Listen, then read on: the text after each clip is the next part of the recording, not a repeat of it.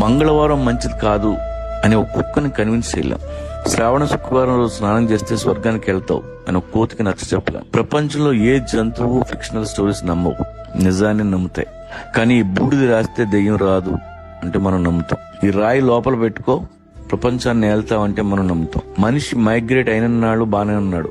7,000 సంవత్సరాల క్రితం వ్యవసాయం కనిపెట్టాడు. ఆ తర్వాత వేట మానేశాడు. ఇంటి చుట్టూ పంట, చేతిలో కంచం, పని తగ్గింది. అక్కడి నుంచి అన్ని దరిద్రాలు చుట్టుకున్నాయి. తర్వాత దేవుడు పుట్టాడు, మతం పుట్టింది, బిలీఫ్ సిస్టమ్స్ తయారయ్యాయి.